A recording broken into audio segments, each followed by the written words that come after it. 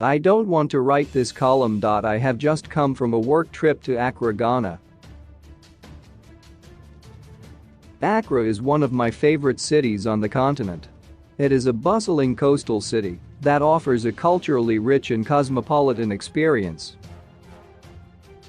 In every subsequent visit to the city since my first trip some 15 years ago, I see progress: the improved Kotoka Airport, better roads, telecommunications, and tourism infrastructure, and better social services. Every time I go to Accra, I see so many opportunities.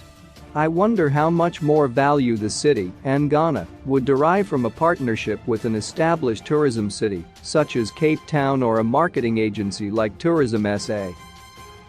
I also see how much South Africa could learn about speedily improving immigration services at ports of entry so that they are digitized, fast and predictable. Every time I go to Accra, one more form is digitized. The visa on arrival process is quicker.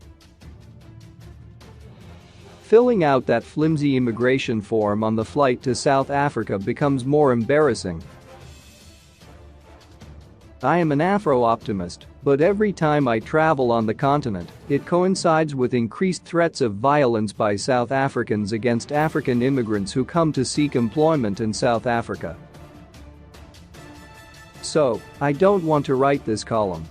I feel uncomfortable when I am asked to explain why South Africans hate Africans so much when I am in other countries.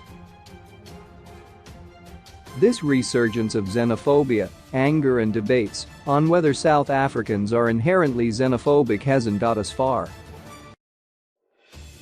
There is a long history of immigration to South Africa, which has been fueled by the commercial requirements of sectors such as mining, construction and agriculture.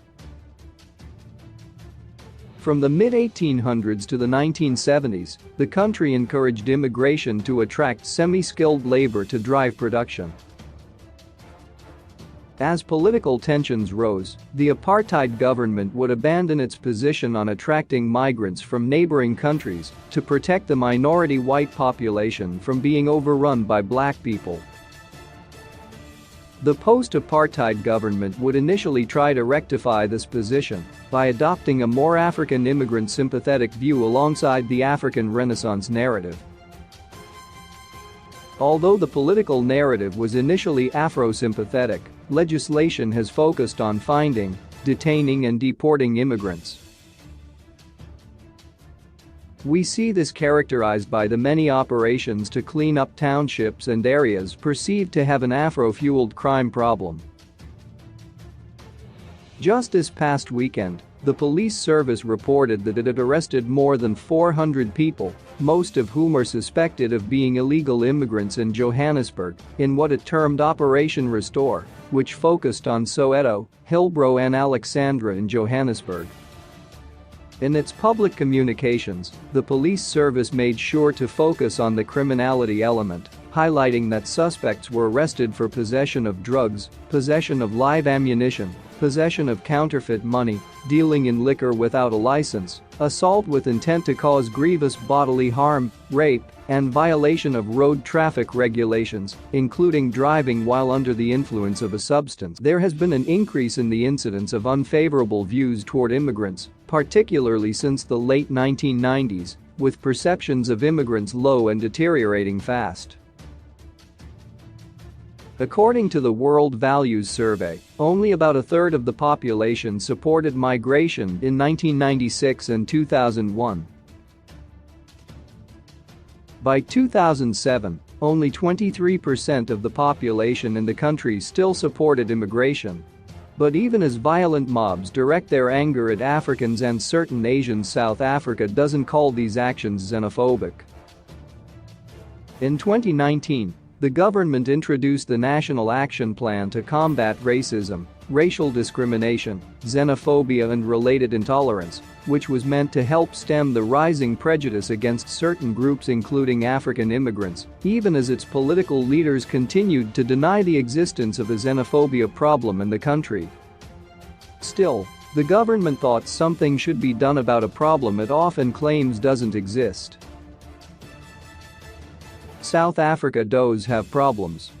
First, the country has had a growth problem for most of the post-1994 period, and even though growth increased from 2.9% in 2002 to as high as almost 6% in 2006, that period did not create the type of jobs that could accommodate the type of skills that were in high supply in the labor market. Since the Great Financial Recession of 2007 to 2009, growth has continued to decline.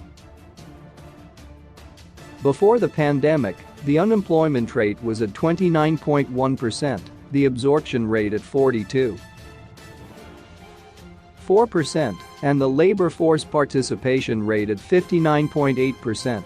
Statistics South Africa published a report in 2019 stating that South Africa's economic performance has worsened dramatically during the period 2010 to 2019, going from a decade high of 3.04% in 2010 to barely expanding at 0.113% in 2019.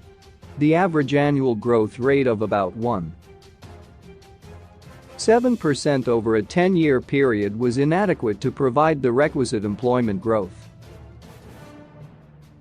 The inflation rate remained high throughout this period, surpassing the 3.6% inflation target set by the South African Reserve Bank in 2016 to hit 6.5% before easing down to less than 4% in 2017. Just this past week, the World Bank released its Inequality in Southern Africa report, which confirmed yet again that South Africa is the most unequal society in the world, with 10% of the population accumulating 71% of all wealth in the country. In an environment of low growth and high income inequality, tensions are bound to escalate. Operation Dujula, the anti-foreigner movement growing in many neighborhoods, is probably only the beginning. One never wants to excuse hate discrimination by pointing to poverty and inequality, but they are contributing factors. And when politicians blame foreigners for crime and joblessness, it's important to talk about the economy and remind people that economic and political choices have brought us to this point, not African foreigners. Outside of South Africa, President Cyril Ramaphosa is the biggest proponent of the African Continental Free Trade Area because he understands that, as one of the most industrialized nations on the continent, South Africa stands to gain significantly from an integrated African marketplace. Although the president undertakes trips to African nations to lay the groundwork for economic partnership, at home he shows a reluctance to be a progressive voice on the importance of the African continent for this nation's prosperity.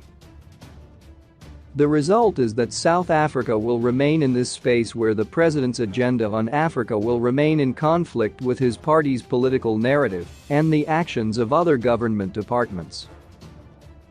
In many ways, immigration in particular and our foreign policy in general are the clearest example of how directionless the ANC has become in the past 15 or so years. The ease with which ANC leaders adopt anti-immigration stances at election time is just part of the problem. I don't want to write this column because things are bad, and fixing them takes time we no longer have. I don't want to write this column because I don't believe that South Africans have the leaders that can take advantage of the African Free Trade Agreement to enable growth quickly enough to curb the social upheaval that is waiting to be triggered by one too many crises. I don't want to write this column because South Africa is an insular nation with little interest in the rest of the continent. When this country finally succumbs to the weight of all of its sins, I wonder where most of us think we will go.